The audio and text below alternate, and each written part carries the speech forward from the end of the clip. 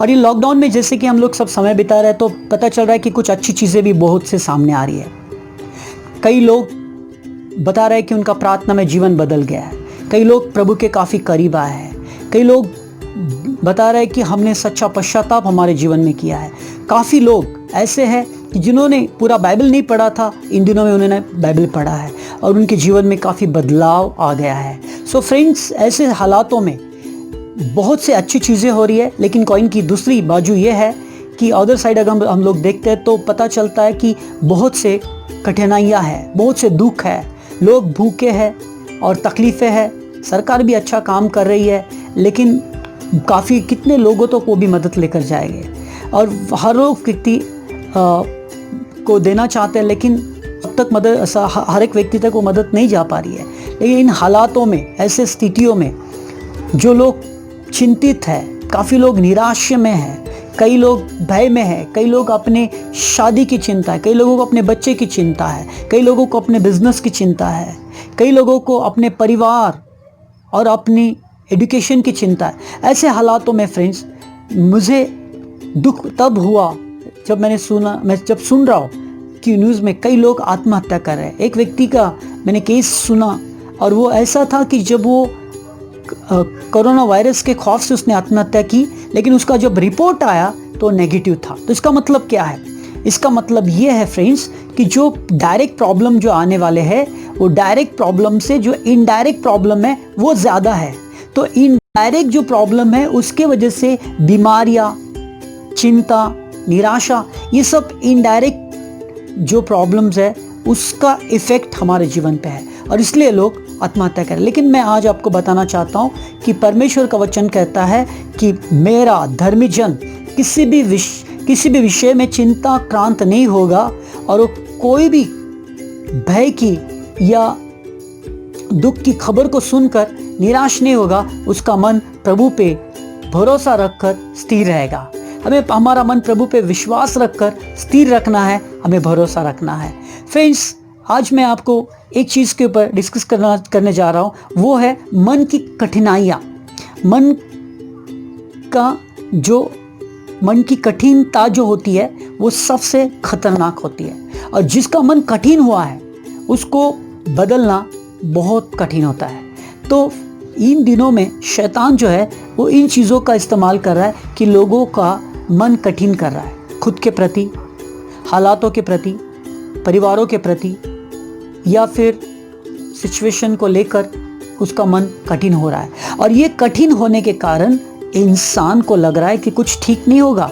मैं आपको बताता हूँ, सब कुछ बहुत जल्दी, बहुत ही जल्द सब कुछ ठीक होने वाला है। आमीन। उसके बाद कठिनता के रिजल्ट ये है कि जो व्यक्ति कठिन हुआ है वो अपने मन में इतना नेगेटिव हुआ होता है, इतना चिंतित हुआ होता है कि जब भी देखो वो हर चिंता से ग्रास कर उसका मन पूरा भय से और निराशा से भरा हुआ होता है। सो फ्रेंड्स, मैं आपको वचन से एक बात बताने जा रहा हूँ कि पहले शमूएल अध्याय 30 में लिखा है कि जब दाऊद जो था वो अपनी सेना को लेकर सिकलाग में आया, तब उसने पाया कि जो मिद्यानी लोग थे वो उसकी बीवियों को लेकर और वहाँ की जितने उसके सिपाही थे उनके सारे परिवार को लेकर वहाँ से वो वहाँ से लूट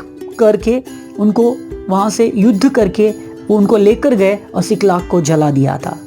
और जब उन्होंने देखा कि ऐसा हुआ है तो बहुत हड़बड़ मच गई वहाँ पर और वहाँ पर दाऊद को चिल्लाने लगे उसके लोग और फिर दाऊद को वो मारने के लिए आए और कई लोगों ने तो पत्थर उठाए। फिर ऐसे हालातों में बाइबल कहती कि दाऊद ने क्या किया। फ्रेंड्स, याद रखिए कि बहुत से लोग आत्महत्या इसलिए कर रहे हैं या निराश इसलिए हो रहे हैं कि वो अपने आप को अकेला समझ रहे हैं और उनको लगता है मैं पाप बेचारा, मैं अकेला, मुझे क्या कोई मदद नहीं कर सकता। लेकिन दाऊद ने क्या किया उन हालातों में, उन सिचुएशन में, बाइबल कहती कि उसने अपने आप को एनकरेज किया, उसने खुद को एनकरेज किया, खुद को मोटिवेट किया, खुद को उत्तेजित किया, खुद को आशा दी। और फ्रेंड्स, ये लॉकडाउन के पीरियड में हमारी सबसे बड़ी ताकत ये होनी चाहिए कि हम अपने आप को आशा देने वाले होने चाहिए।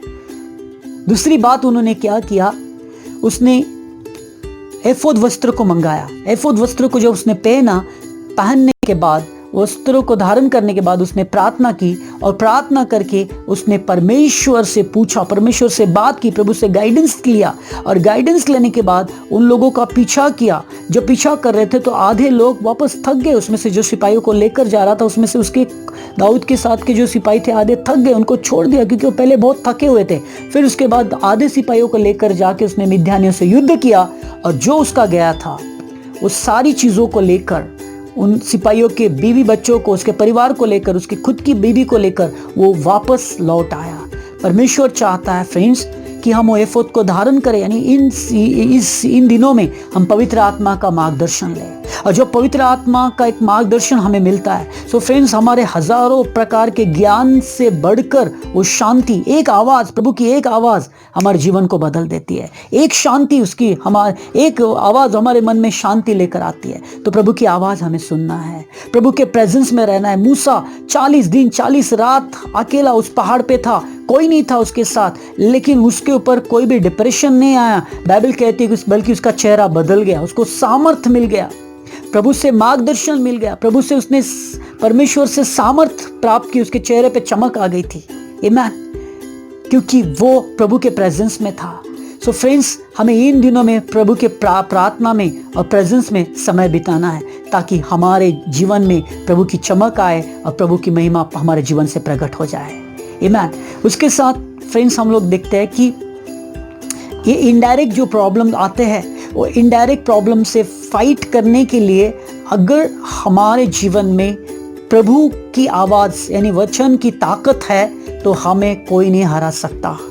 बहुत से लोग अपने आप से हारे हुए हैं क्योंकि उनके पास प्रभु की आवाज़ नहीं, प्रभु का वचन नहीं है, वाणी नहीं है, और वो लोग अपने आप से हारे हुए हैं। और जो अपने आप से हारता है फ्रेंड्स, वो व्यक्ति कभी जीवन में आगे नहीं बढ़ता। अगर आप हजारों बार युद्ध जीतने के बाद भी अगर खुद से हारे हो तो तुम्हें कोई विजय नहीं घोषित कर सकता, लेकिन हजारों बार हारने के बाद अब अपने आप से नहीं हारे हो तो तुम्हें कोई हरा नहीं सकता, तुम्हें कोई टक्कर नहीं दे सकता। बल्कि सामने वाला कितना भी शैतान या शत्रु कितना भी ताकतवर हो, वो तुमसे नहीं टकरा सकता, क्योंकि तुम्हारे इरादे बुलंद है, तुम्हारे इरादे मजबूत है, तुम्हारा मन और तुम्हारी माइंड की जो ताकत है वो स्ट्रांग है। और प्रभु चाहता है कि हम इन दिनों में वैसी हमारी ताकत रखें, और जो खोया हुआ है वो वापस लेकर आना है, हमें वापस छीन कर लाना है।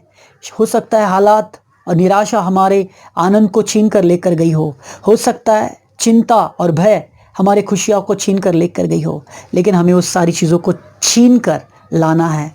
एटमॉस्फेयर हमें वो वापस बनाना है, और अपने आप का एक अच्छा मित्र बनकर, परमेश्वर का एक अच्छा मित्र बनकर, प्रार्थना करके, प्रभु के प्रेजेंस में रहकर, प्रभु की आवाज़ सुनकर हमें प्रभु को धन्यवाद देना है। और फ्रेंड्स मैं आपको बताता हूँ, ये लॉकडाउन में सब कुछ जो भी आपने अनुभव किया वो सारी चीज़ें आप लिख कर रखो, और ये सारी चीज़ें